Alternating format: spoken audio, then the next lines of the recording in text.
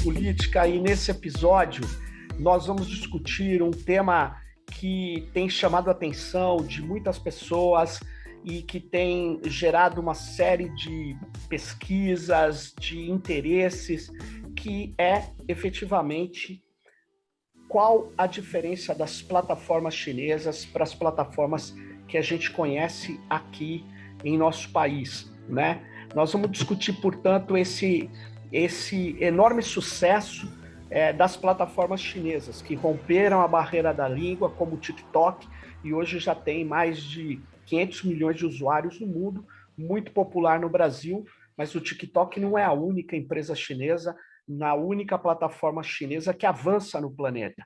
E para falar sobre isso, eu vou trazer alguém que conhece bem esse mundo, o Felipe Smoginski. Ele já trabalhou nas plataformas chinesas e é jornalista e é especializado em China. Eu queria agradecer muito aí a sua presença, Felipe, nesse episódio do Tecnopolítica. Muito obrigado. E eu quero começar já diretamente perguntando para você, quais as diferenças que você vê, as maiores diferenças entre esses gigantes, essas plataformas digitais chinesas e as norte-americanas? Olá, Serginho, como vai? Eu que agradeço o convite. Legal. Para quem nos ouve e não sabe, o Serginho foi meu professor na graduação, no final dos anos 90. Isso mesmo. Faz 20 anos, né? Legal te reencontrar agora nessa posição, podendo comentar um pouquinho sobre China e o que eu vivi por lá. Fiquei quase 5 anos trabalhando na China, depois aqui no Brasil para empresas chinesas a partir de São Paulo, que é o que eu faço até hoje, né? Agora, inclusive, porque é impossível você ir para lá presencialmente, por conta das restrições da pandemia, né? Uhum. Justamente. Sobre a comparação entre os modelos americano e chinês, eles são bastante distintos, assim. Acho que o primeiro ponto é que as empresas, as big techs americanas, elas nascem com uma ambição global. Então, o Google, o Facebook, eles já tinham ali no seu DNA aquele desejo de dominar o mundo, né? Eles nascem pensando em uma usabilidade, em métodos de conquistar usuários em diferentes culturas e países. Enquanto que as plataformas chinesas, elas crescem, sobretudo, com foco no mercado doméstico. E não é difícil entender isso se a gente observar o tamanho do mercado doméstico, né? A China tinha, há 7 anos, 500, 600 milhões de usuários de internet. Hoje ela já supera a marca de 1 bilhão de usuários ativos conectados naqueles indicadores lá, visitantes que acessaram nos últimos 30 dias. Sim. O que é praticamente toda a população economicamente ativa, né? E é uma economia muito, muito digitalizada. Vou citar um número só para ilustrar. Sim. O varejo da China, né? Aquela pizza de vídeo, o que são compras feitas online e o que são compras feitas offline. Lá na China, é o único mercado no mundo em que 51% das vendas acontecem em canais digitais e 49% no offline, o supermercado, o posto de gasolina, a lojinha da esquina, etc. Esse é um número muito alto, mesmo em comparação com outros mercados muito digitalizados. Coreia do Sul, Estados Unidos, Reino Unido. Esses outros países têm em torno de 30% do seu varejo online. Apenas para efeito de comparação, aqui no Brasil, pré-pandemia, a gente tinha 5% dessa pizza do varejo online e enfim, 95% offline. Com a pandemia, hoje está em torno de 11%, em alguns momentos, aí, quando estavam os shoppings fechados, tal, chegou a 14%. Ou seja, a China tem uma base gigantesca de usuários e usuários que estão consumindo online. Então, fazia sentido que elas se comportassem de modo voltado para o ambiente doméstico. Essa é uma diferença importante. Outra diferença importante entre as duas plataformas é que os dois conjuntos de plataformas, é que as americanas, elas, desde o princípio, elas se comportaram de forma mais ou menos organizada ou vertical, do tipo, o Google é especialista em buscas, o Facebook é especialista em redes sociais e foi fazendo aquisições do tipo Instagram dentro da seara das redes sociais, enquanto na China os big players, né, tem uma sigla que eles chamam de BAT, que é Baidu, Alibaba, Tencent. Baidu seria o maior buscador, equivalente ao Google. O Alibaba talvez o equivalente à Amazon, né? Sim. E-commerce, a Tencent, líder em redes sociais. O BAT se comportou de modo mais anárquico, assim. A empresa que era líder em buscas também abria uma operação de e-commerce, e a empresa de rede social também abria uma operação de search engine, o que conformou uma internet um pouco distinta. O que ocorre, no entanto, é que agora, aqui no 2020, 2021, elas começam um processo de confrontação, né? Então, a China Os chineses, entre eles mesmo. Não, eu me refiro à confrontação, à disputa pelo mercado internacional com as plataformas americanas. Entre eles sempre existiu, desde o começo sempre existiu, de forma muito agressiva, com uma regulação quase inexistente. Depois a gente pode até discutir o porquê. Mas mais recentemente, coisa de 2, 3 anos, elas começaram, as plataformas chinesas, a olhar para o mercado estrangeiro e buscar se internacionalizar. E, ao fazê-lo, elas vão se confrontar com as plataformas americanas, porque os americanos têm a liderança global nisso. 2 exemplos. Um você citou, é o TikTok, que é um produto da ByteDance. Então, a ByteDance ela é uma competidora do Facebook em vários mercados, entre eles o mercado brasileiro. Hoje, o cara que está lá no departamento de marketing de uma grande corporação aqui no Brasil, ele tá calculando quanto que ele vai botar do budget no Facebook, no Instagram, ou se ele coloca essa verba no TikTok, né? Estão disputando. Claro. Outro exemplo é o segmento de mobilidade urbana. Os brasileiros usamos muito a plataforma Uber, que é uma empresa de origem americana, pegar carro, se deslocar, ou para pedir comida por meio do serviço Uber Eats.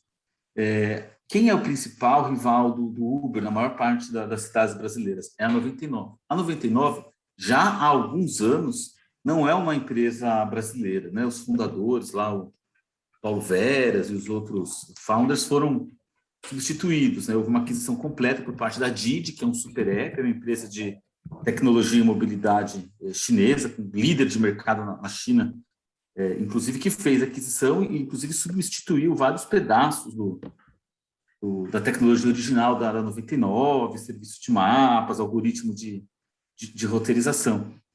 E é quem disputa sob a bandeira da 99, mas é quem disputa o espaço com a plataforma americana, né? Então, são 2 exemplos de disputa de mercado por chineses americanos dentro do Brasil.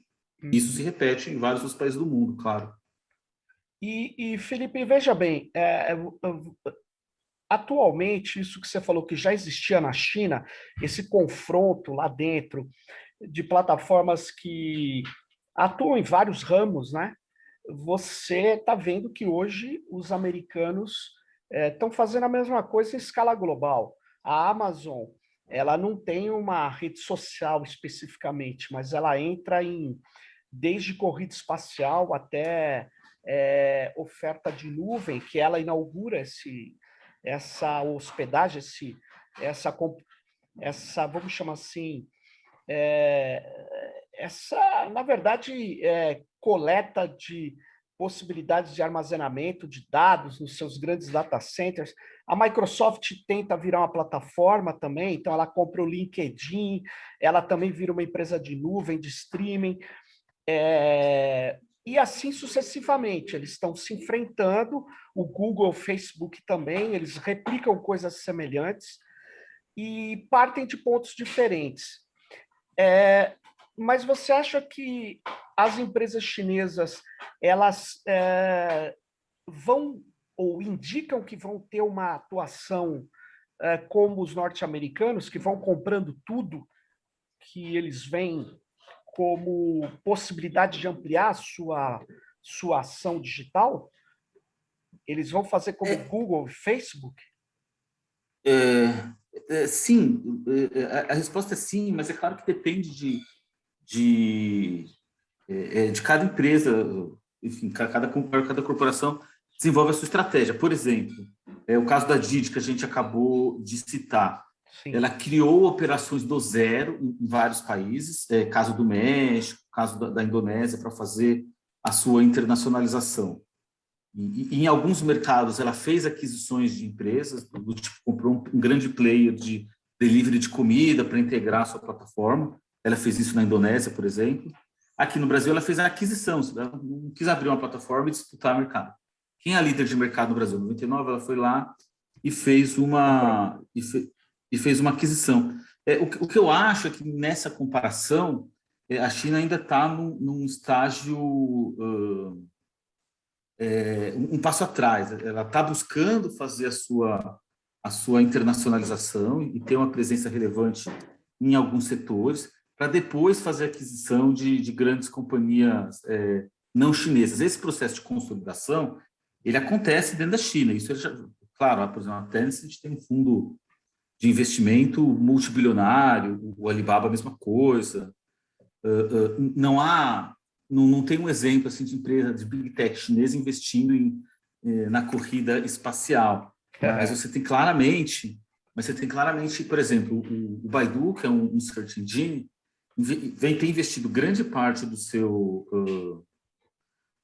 orçamento ali de pesquisa e desenvolvimento em inteligência artificial voltada para o setor de automação de carros, caminhões, que é bastante diferente da origem da empresa, que é fazer buscas e pesquisas na internet, né? Então, há essa diversificação também. E a aquisição faz parte neste momento, num contexto de conquista internacional de mercado, né? Que eu acho diferente das aquisições da Microsoft, que tinham, inclusive, o objetivo de manter a sua relevância no mercado doméstico, né? Norte-americano, né? Mas Sim. eles se ampliaram, eles não são mais uma empresa de software, né? Eles são uma plataforma com variação, com vários... Estão na agricultura agora, né? É impressionante a força da plataforma. Eles atuam como intermediários, né? Agora, como que você... Uma coisa que me assustou bastante, não assustou não, é que eu não acreditava que uma empresa chinesa pudesse avançar na área de comunicação, de interação social no Ocidente, por causa da barreira da língua, né? E o TikTok conseguiu fazer isso. O TikTok, o que você acha que foi esse diferencial do TikTok? Porque eu sei que tem outras empresas chinesas na Ásia, mas com o sucesso do TikTok, eu nunca vi nenhuma empresa a partir da China. O TikTok ele é operado por algoritmos também e ele lança um estilo, né? Ele consegue atrair públicos no Ocidente e cativar esses públicos a ponto do Facebook agora está dizendo que vai fazer o Instagram virar prioritariamente de vídeos. Por quê? Porque ele quer competir com o TikTok. Sim. Então, como que você vê essa escalada do TikTok? Aí, veja, a gente tem dois fenômenos interessantes. Um deles, que você definiu como surpresa ou preocupação, Sim. não era só um sentimento seu, é muito comum entre vários observadores e especialistas em China. Era, digamos assim, um senso comum. A China é capaz de dominar várias escalas industriais, vários diferentes setores de mercado, porque ela tem um produto mais barato, porque ela tem mais eficiência na fabricação. Agora, quando você chega em software, particularmente em rede social, é não só a barreira do idioma, mas também aspectos culturais. Então, por exemplo, dentro da Ásia, é uma interface cheia de cores, cheia de ícones, ela é vista como mais valorizada. Eu vejo, puxa, aqui tem mais coisas, eu estou levando mais vantagem, tem mais elementos. Aquela ideia, a interface do iOS, que é aquele menos é mais, clean e tal, digamos que é a antítese do design chinês clássico, né? É Então, verdade. e isso não vai dar certo. Então, os chineses vão ter dificuldade nesse sentido. O TikTok vem e representa uma quebra de paradigma, porque ele tem uma interface que é cool, que é descolada, que é bonita, que é divertida. Introduz o uso de vídeos curtos, com filtros e técnicas de edição simplificada, assim, com alto poder viral e uma tecnologia muito acurada, né? Basicamente, você tem ali um coração de inteligência artificial que é capaz de analisar quanto tempo cada usuário se deteve em cada vídeo, fazer sugestões, de forma a manter a pessoa permanentemente conectada. E aí você vê o tempo que os usuários passam utilizando, etc., ele é muito elevado e em alguns mercados chega até a ultrapassar o YouTube em tempo de permanência Sim. online. Então foi uma novidade, é um fator inesperado. Tem outro aspecto interessante que você comenta agora, o Facebook está pensando, tá? O que tem de interessante nesse comentário? Durante muito, muito tempo, eu digo muito tempo porque eu tinha 12 anos de idade, era um molequinho no começo dos anos 90, quando o governo Collor faz a abertura da economia. Meu pai foi um pioneiro das importações, então ali eu já lidava com China na família, no dia a dia. A coisa mais lugar comum que a gente ouvia era que produto chinês é cópia do Ocidente, eles vão lá, aprendem o que os outros fazem, vão e copiam tudo e tal.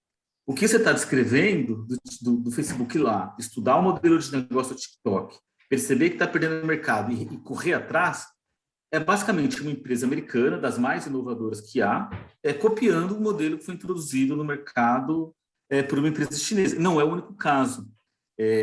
Live commerce, por exemplo, que é você colocar um apresentador ao vivo, fazendo interações com os usuários, tirando dúvidas dos produtos e vendendo. Live commerce é um modelo que estreou, em primeiro lugar, no Taobao, que é um marketplace do grupo Alibaba, e depois ele é copiado pela Amazon, né? A Amazon estreia o live commerce. A própria ideia aqui em São Paulo não tem mais, mas há algum tempo tinha aquelas bicicletas compartilhadas e patinetes na Faria Lima e tal. Esse é um modelo que foi copiado a partir ele é originário da China, né? Tem outro fenômeno interessante, é o copy from China, né? Não Chinese copy, né? Você tem um movimento que só comprova a relevância que a China ganhou, né? Não, e por falar em relevância, por exemplo, pelo que eu estou entendendo, quando você foi falar do TikTok, você falou do sistema algorítmico dele, de inteligência artificial. Na verdade, uma inteligência artificial que aprende com dados. Estamos falando provavelmente de deep learning, algum conjunto de algoritmos assim. Ou seja, ele encadeia os videozinhos que os usuários do TikTok têm acesso conforme o perfil de cada um. Então, provavelmente é uma tecnologia super sofisticada que deve extrair o padrão de cada usuário de uma maneira muito precisa e, ao contrário do Netflix, deve fazer sugestões muito certeiras, né? E isso me remete para a inteligência artificial. Só uma pequena, assim, um atalho aqui, mas a gente volta na questão das plataformas. Por quê? Porque a inteligência artificial está no coração de todas essas plataformas, sejam norte-americanas ou chinesas, inclusive de e-commerce.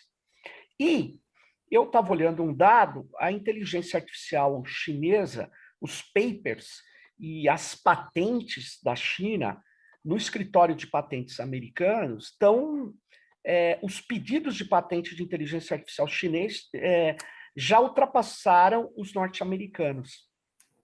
A China está na frente dos Estados Unidos em inteligência artificial? A China persegue a liderança mundial em AI, inteligência artificial. Eu acho que a gente não pode afirmar, nesse momento, que a China é líder, né? Há mais ou menos, eu acho que há uns 7 anos, quando teve um dos planejamentos quinquenais que o governo chinês coloca, você tem diferentes metas que o país deve atingir, né? Então, um deles, por exemplo, que até 2025, daqui a 4 anos, 70% das exportações do país sejam de produtos de alto valor agregado. Então, nada de radinho de pilha, reloginho, camiseta, né? Tem que exportar turbina elétrica, tem que exportar software, tem que exportar avião.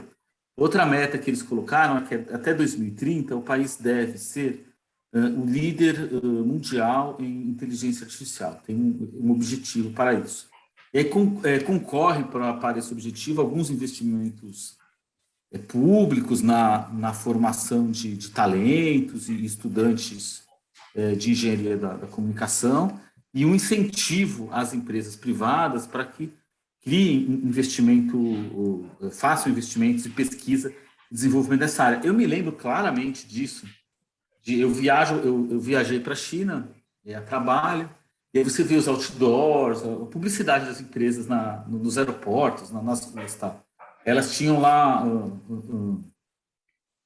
algumas palavras e cada um valorizava a sua qualidade, o seu diferencial. Eu viajei um ano depois, todos os outdoors falavam assim: a minha câmera usa AI, o meu carro usa AI, o meu óculos usa AI. Virou um buzz nacional, né? Isso tem um pouco a ver, não é que as empresas privadas são obrigadas a seguir esse pedido ou orientação do Estado. Mas na medida em que o Estado faz uma sinalização nesse sentido, indica que você tem crédito mais facilitado, que você vai ter vantagem se você desenvolver pesquisas nessa área. Há também uma característica na conformação das grandes empresas chinesas. Toda grande empresa tem lá um conselho de administração com seus acionistas, né? Quando a empresa tem acima de determinado tamanho na China, ela obrigatoriamente ela convida um membro do governo da China para integrar o conselho. Ele não vai tomar decisão em nome dos stakeholders, ali, dos donos da empresa, mas ele tem alguma influência, ele dá sugestões, etc. De forma que esse conjunto de fatores turbinou demais o investimento em inteligência artificial, né? Mas, Felipe, E a China subiu. deixa eu te perguntar uma coisa.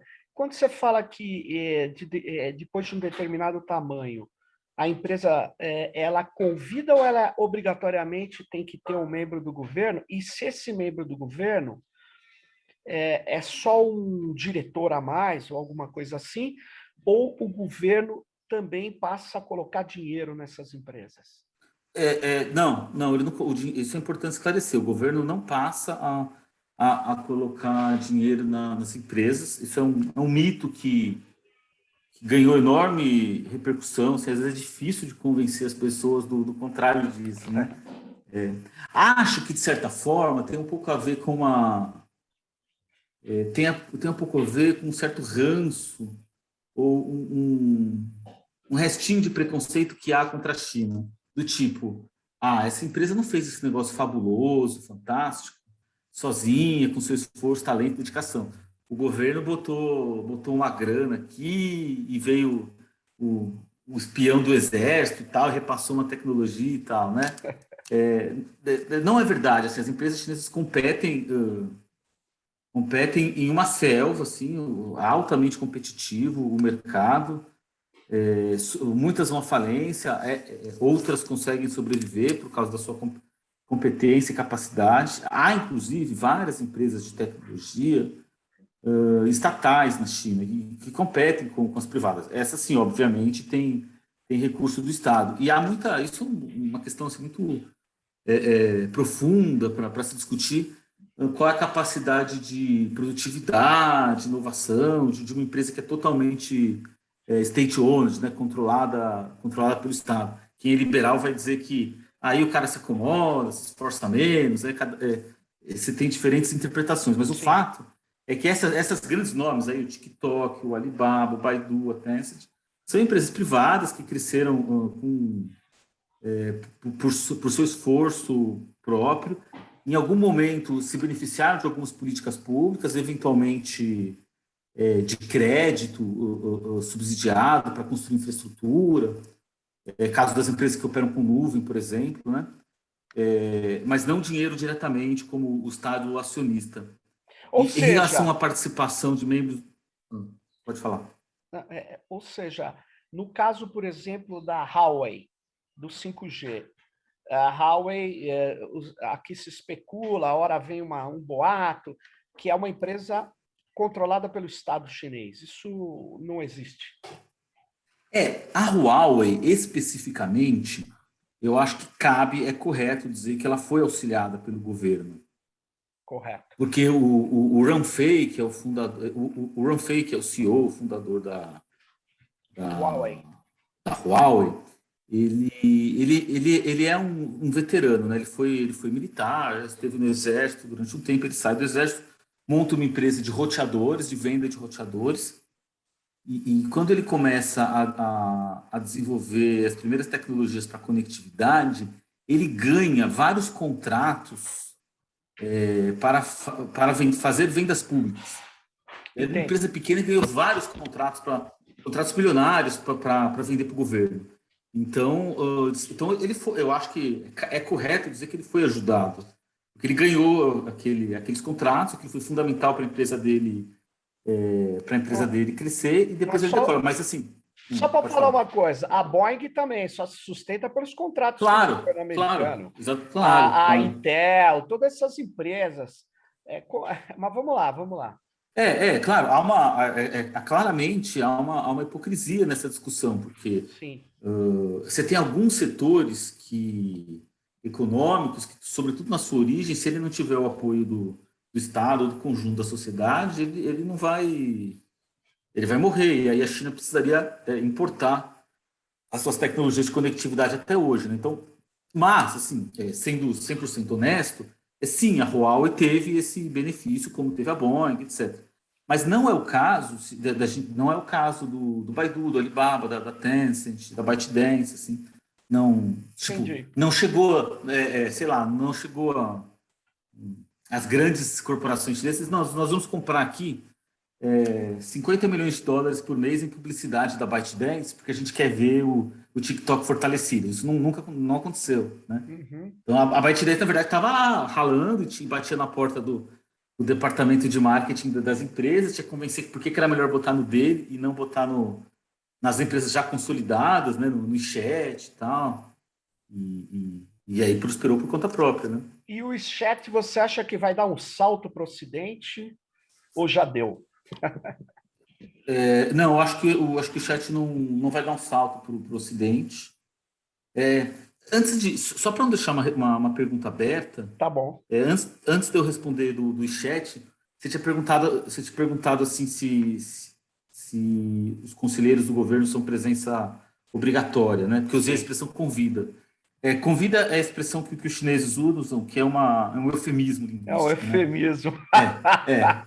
Eles gentilmente, a partir de determinado momento, eles convidam, e é um prestígio, né? Quando você consegue que um membro do governo seja parte do seu conselho de administração.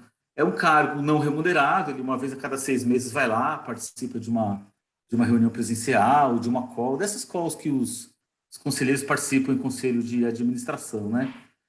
Mas tem uma influência, a participação dele acaba tendo uma influência na forma de condução da empresa, né?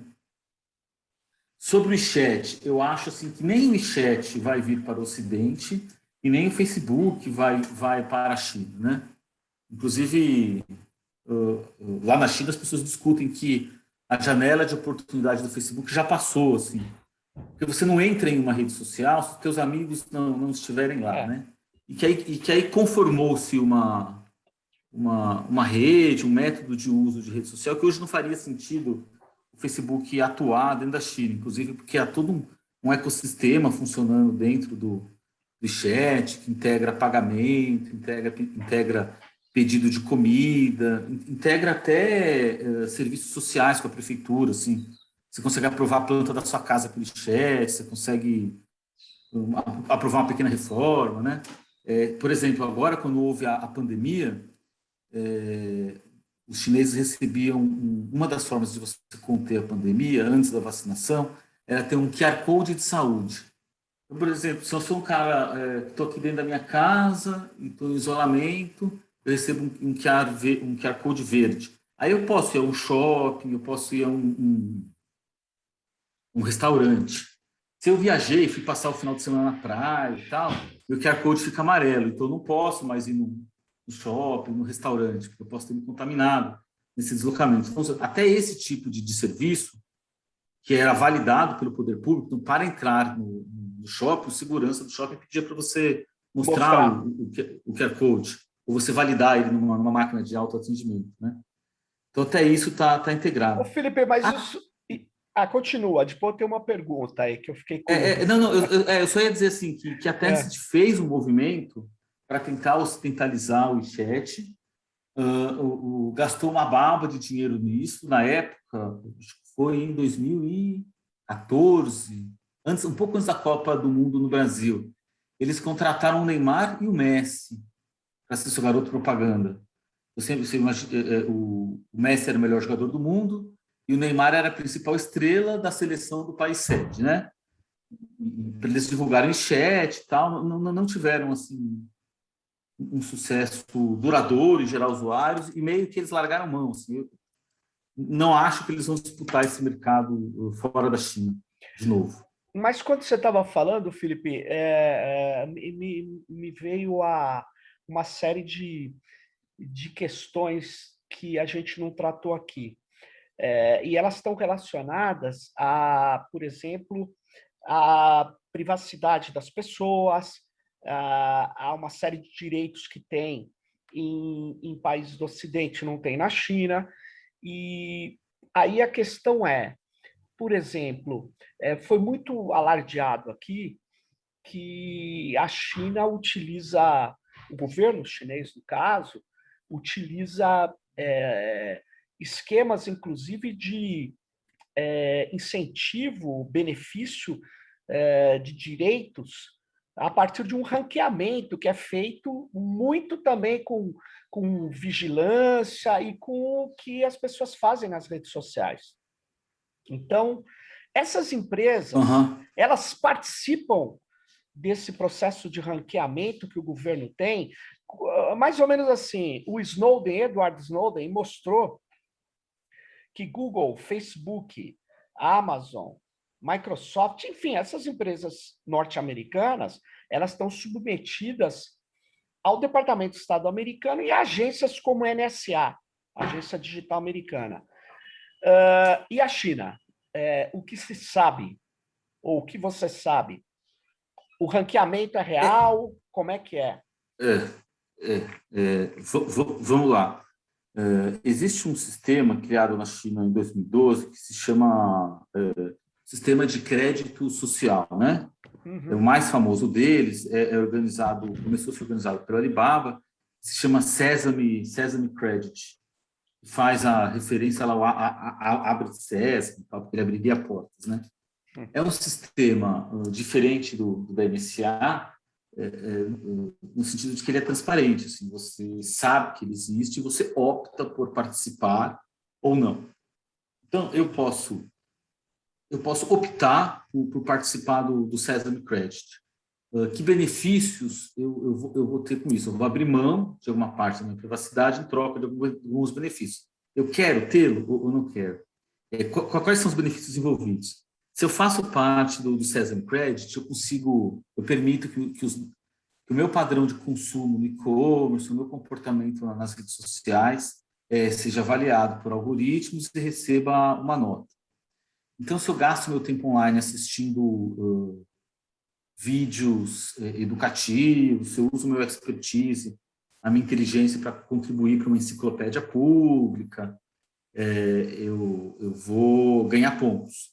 Se eu gasto um tempo excessivo em sites de games violentos, talvez eu perca pontos. O meu consumo na rede social é muito álcool, tabaco, muito açúcar, eu posso perder pontos. Uma alta pontuação me permite alguns benefícios, assim. Às vezes, descontos, comprar um produto na Premiere, no pré-lançamento, pagar 10% menos na conta de luz e tal. Mas algumas outras coisas até mais relevantes. Então, por exemplo, jovens recém-formados, em alguns programas de primeiro emprego, eles têm preferência na entrevista se eles tiverem uma alta pontuação no sistema de crédito social. Eu não participo do sistema de crédito social. Isso quer dizer que eu não vou conseguir meu emprego? Não. você for competente, se você se tiver um bom desempenho na entrevista, você vai conseguir seu emprego. Mas o outro cara ali, que tem uma pontuação maior, ele vai ser entrevistado antes. Acaba tendo uma chance aumentada. Claro. O governo da China fez acordos com alguns países. É o caso da Argentina e é o caso do Canadá. Então, para eu conseguir vistos para esses países, eu preciso pegar minha papelada, meu olerite e tal, ir na fila do consulado e aplicar. Se eu tenho uma alta pontuação no Sesame Credit, eu tenho o privilégio de fazer esse processo de aplicação online e também uma chance maior de ser aprovado, né? Esses sistemas de social credit, eles são populares na China, popular no sentido de que desfrutam de popularidade. A população acha que eles mais ajudaram do que atrapalharam, assim. Do tipo, você tem um vizinho baderneiro que fica ouvindo música alta até cada manhã, e aí tem 2, 3 ligações lá para a polícia reclamando do comportamento dele. Esse cara perde pontos. Então, aí ele fica... você tem um constrangimento social para que ele se comporte melhor. Então, os grandes feriados nacionais na China, a China é o país de todos do mundo que fez o maior processo de migração interna e de urbanização da história da humanidade, né? Assim, no espaço de 4 décadas, 500 milhões de pessoas saíram do campo e vieram para a cidade. Quanto tem os grandes feriadões, amanhã começa um. Amanhã, a gente está gravando isso numa segunda-feira, amanhã vai começar o dia do Festival da Lua, que marca a época da colheita pós... Em setembro, em setembro. Marcava a época da colheita antigamente, né? E no calendário lunar. Então, nesses grandes feriadões, todo mundo viaja ali para o seu Laojia, para o seu hometown, né? Quem pra tem onde, Felipe? Desculpa. Viaja para onde?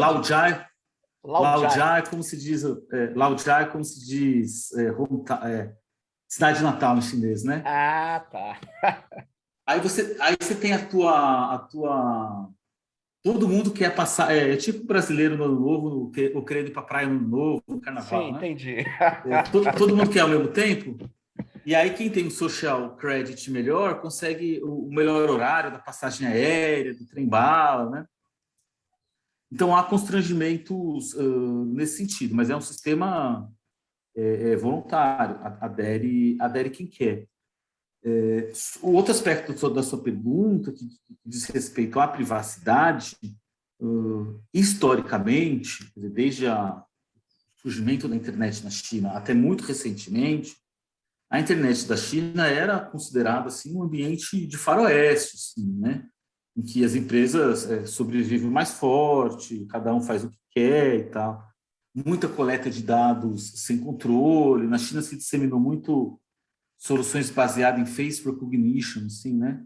Uhum. Reconhecimento facial. Então, muita empresa tinha seus dados biométricos e tal.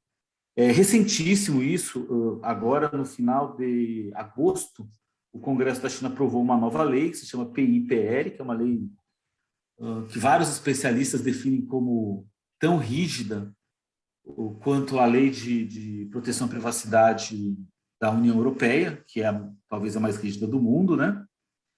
E que regula, inclusive, não só a privacidade, mas normas de competição entre as big techs chinesas, né?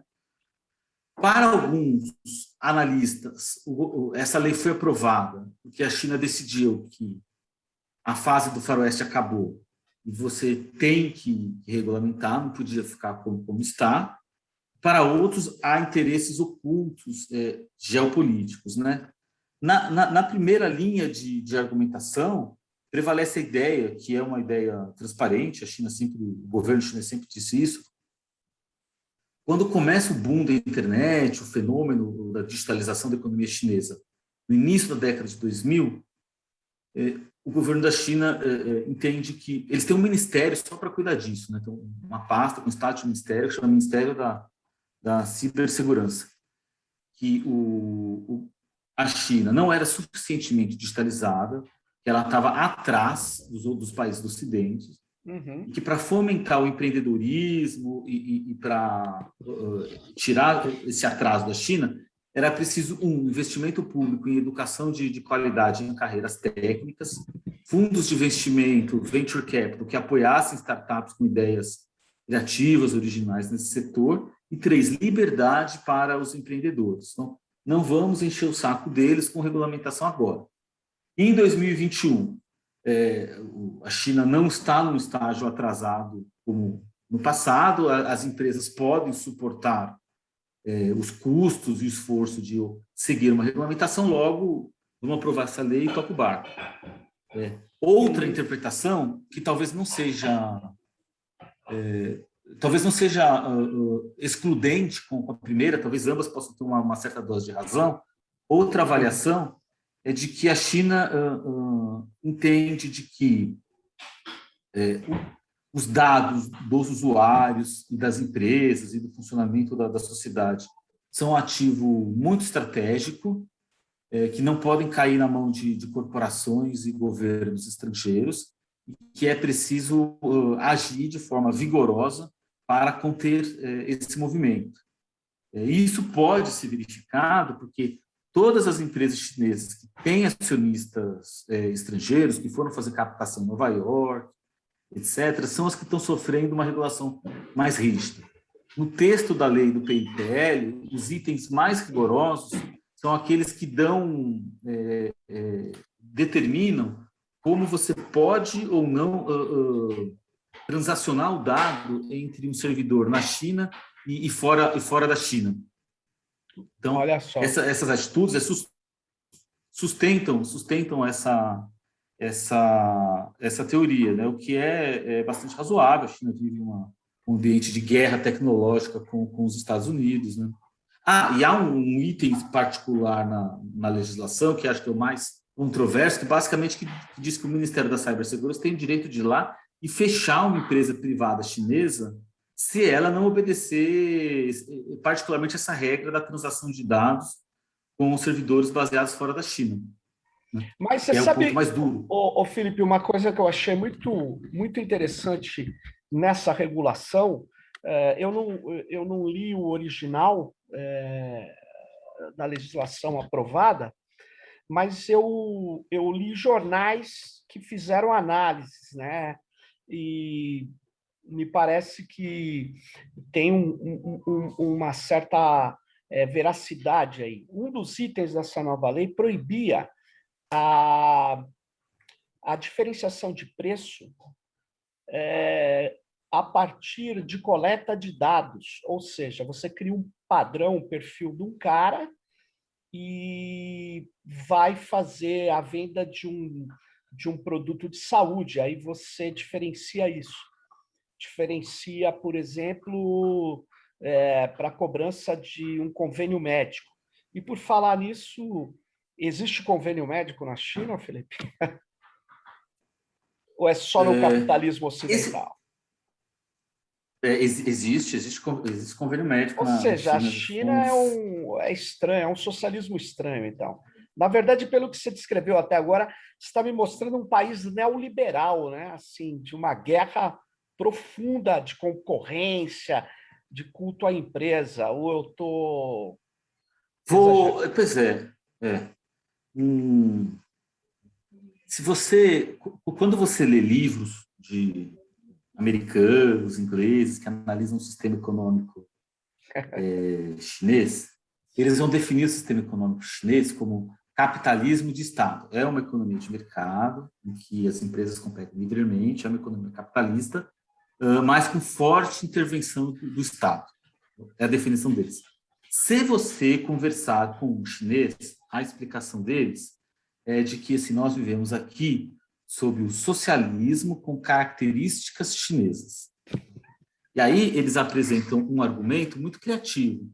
É o seguinte, se você, quem já leu e estudou a teoria de Karl Marx, ele disse assim, que um país ele evolui, né, uma economia evolui no seu capitalismo, aí chega aquele no grau máximo de evolução, quando acontecem as evoluções, você tem o passo para o socialismo e depois, futuramente, o passo para o comunismo, né?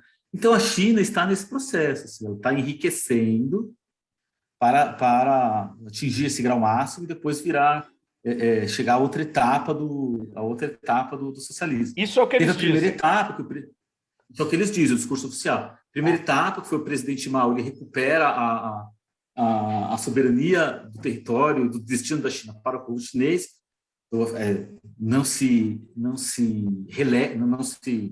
critica o legado da Revolução, mas agora você vive mesmo o capitalismo intenso, né?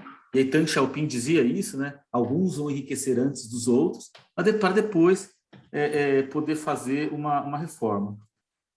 Mas, assim, objetivamente, quando eu escutei isso a primeira vez, me pareceu assim, 100% hipócrita. Depois, com o tempo, eu acho que ele é 50% hipócrita. Assim, tipo, uma avaliação totalmente pessoal e não científica.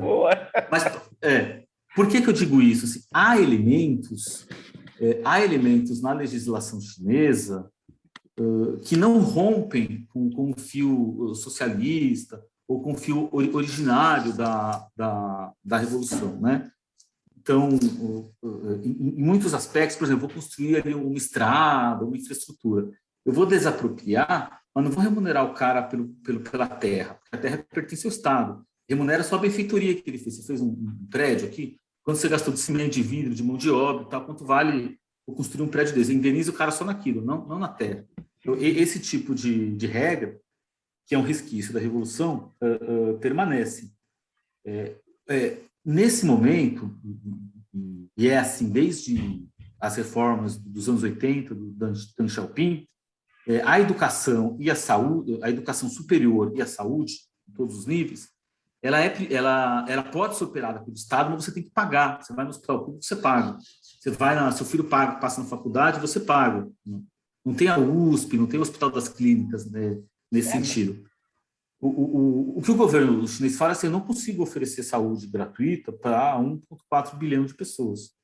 Aliás, nós sabemos que existem vários países que têm um sistema universal de saúde, do tipo Inglaterra, o Canadá, etc., mas só tem um que tem mais de 200 milhões de habitantes, que é o Brasil, né? É muito difícil, segundo eles, né? Você oferecer saúde para todo mundo. Então, é subsidiado. E por causa disso, é que você tem, então, um similar à chamada medicina de grupo, planos de saúde, na China. Você tem isso. Você tem, inclusive, soluções tecnológicas muito avançadas de você fazer um problema clássico. Assim, qualquer um que tem um amigo médico... Você tem uma médica na família, né? Eu tenho vários. Minha filha é médica. Então, uma reclamação recorrente dos médicos, que as pessoas vão no plantão e não precisariam estar no plantão médico, deveriam marcar uma consulta e tal, né? As pessoas vão no canal errado. Então, você tem um sistema de triagem feita por um primeiro passo por algoritmo, você faz uma consulta com um robô, e depois faz uma consulta online com o médico, e só depois é autorizado a ir para um hospital presencialmente, de forma a você organizar essa demanda, etc. Né? E isso está ligado com as plataformas ou não? Isso está ligado com as plataformas, no sentido de que os grandes sistemas de triagem foram desenvolvidos por empresas privadas, que são unicórnios, valem vários bilhões de dólares hoje. Né? Uma delas se chama o eDoctor, é a mais importante de todas da China. Tem outra que foi... o eDoctor ele é investido pela Tencent. Tem uma outra que chama Ping An Good Doctor, que foi investido por uma grande seguradora, que se chama Ping An. Olha só. É um método muito engenhoso. Assim. Eu já me consultei na Ping An, super legal. Tem umas cabines na rua, como daquelas que a gente tirava foto 3x4 antigamente. Sim. Você entra na cabine e a cabine tem todos os instrumentos, assim, do tipo lâmpada para ver a tua garganta, equipamento de medir pressão, tal, e você se consulta com o médico remotamente. Mas não é igual no celular, porque ele tem instrumentos para aferir informações lá do teu diagnóstico, né? E do teu estado de saúde. E a partir dali ele pode já tomar a decisão, prescrever um remédio, e aí o remédio vai para tua casa, tal, você pede pelo aplicativo, ou recomendar uma consulta presencial, né?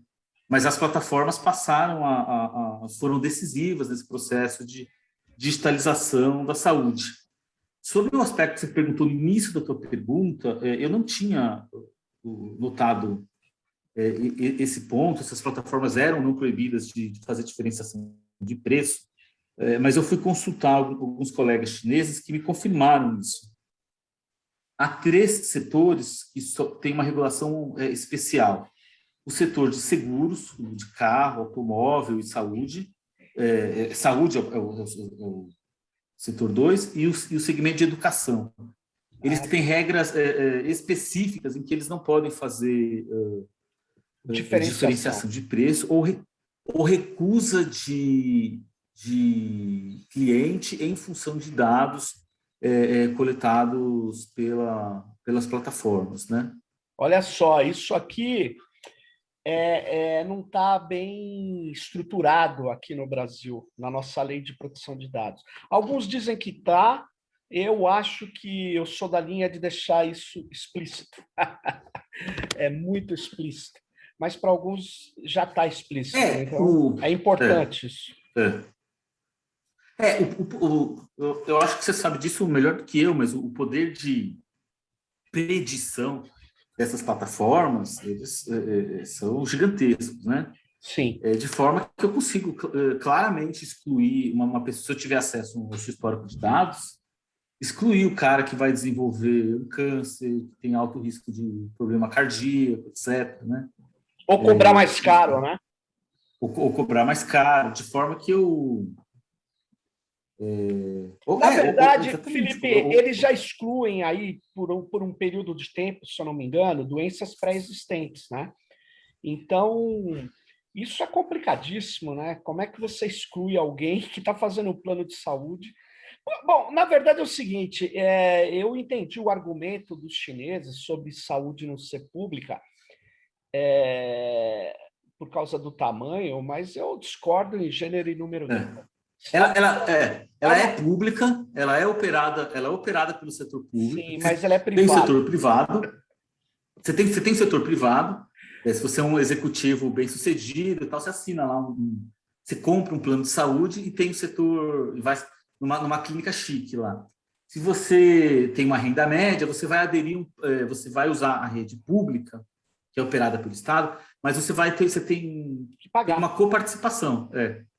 Nesse momento, para 2021, houve uma reforma do sistema de saúde que, por exemplo, empresas que têm mais de 5 funcionários são obrigadas a contratar um seguro-saúde. Seguros-saúdes desses de plataforma tecnológica são bastante enxutos, são bastante econômicos. Todas as empresas públicas, estatais, a burocracia do Estado, os setores estratégicos que ficam sob controle do Estado ainda, que o setor de energia, o setor de telecomunicações, todos eles, as pessoas, os funcionários têm um plano de saúde pago pelo governo, têm acesso aos hospitais públicos sempre de forma 100% gratuita. Não era um problema grave essa questão nas cidades. Mesmo o trabalhador de baixa renda que mora na cidade conseguia, via subsídios, custear um tratamento se ele tivesse uma doença mais custosa, né? Como um câncer, por exemplo. Mas no interior do país, nas áreas rurais, era um problema, sim. O cara tinha um câncer, ele não tinha como pagar para aquele tratamento, mesmo no hospital público subsidiado, ele morria. Recentemente fizeram uma nova legislação que inclui os moradores de áreas rurais num sistema especial, em que para algumas doenças específicas, eles podem se tratar de forma gratuita. Na pandemia, por exemplo, foi aprovada uma lei de emergência que qualquer tratamento de Covid era gratuito.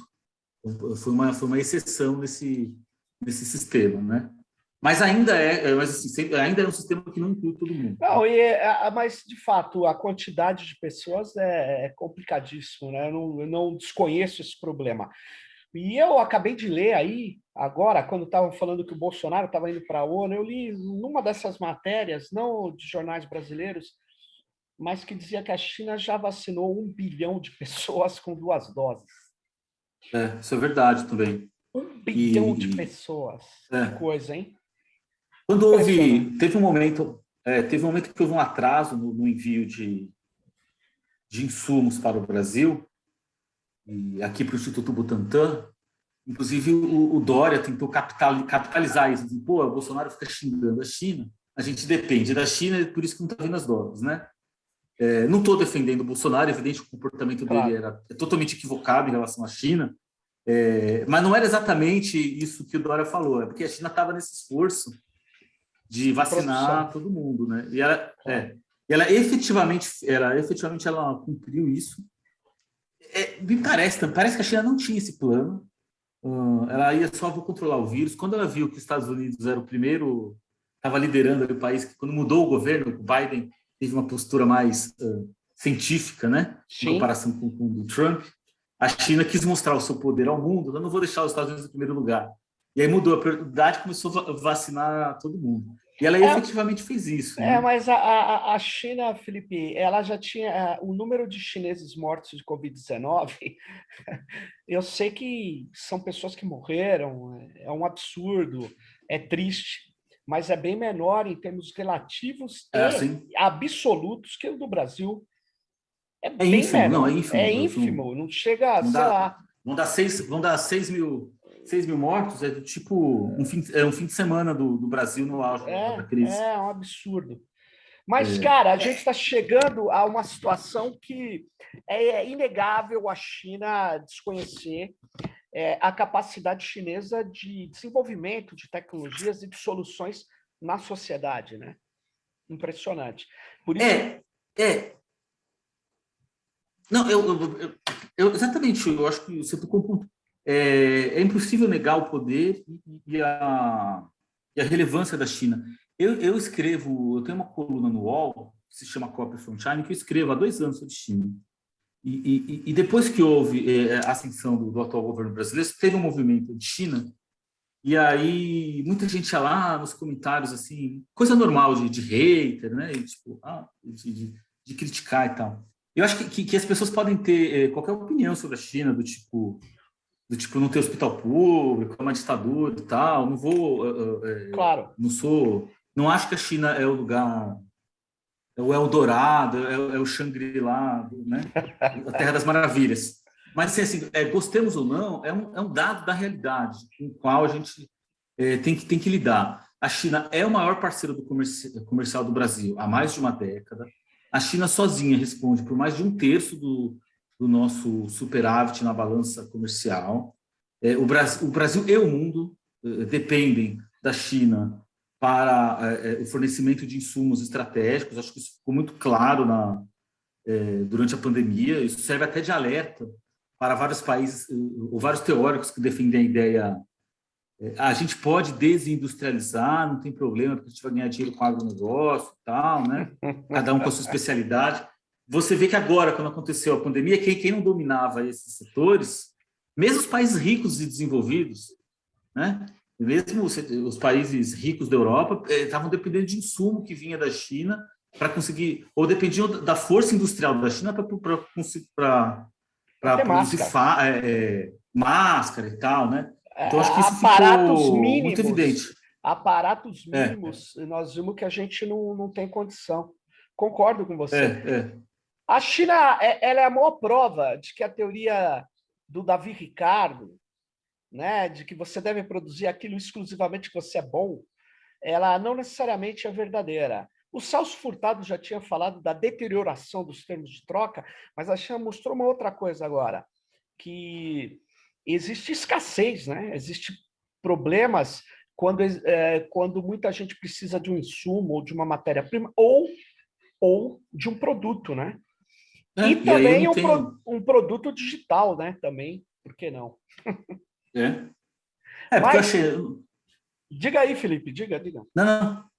Eu só ia dizer que a gente achou a fabricação de máscara é uma coisa assim, de baixa complexidade. Exatamente. Eu não preciso ter uma empresa que faça isso no meu país, né? Mas você imagina num momento grave como esse, e aí o mundo inteiro dependia da China. Então a tua soberania fica em xeque nesse momento, né? Mas agora a nossa soberania está em xeque com esse fluxo internacional de dados. O governo brasileiro parece que acha que dados não valem nada, e o fluxo de dados tem sido do Brasil para fora do Brasil, nunca de fora para dentro. Mas isso é um outro tema. Mas, Felipe, muito obrigado por você esclarecer aqui, trazer essas informações para o pessoal aqui do Tecnopolítica. Valeu mesmo, muito obrigado. E eu fui na China uma vez e pretendo voltar, porque é impressionante o que está acontecendo naquele país. Obrigado, valeu, Felipe, e até a próxima. Eu que agradeço o convite, um abraço, sempre uma alegria falar de China. Valeu. Valeu, até mais, tchau.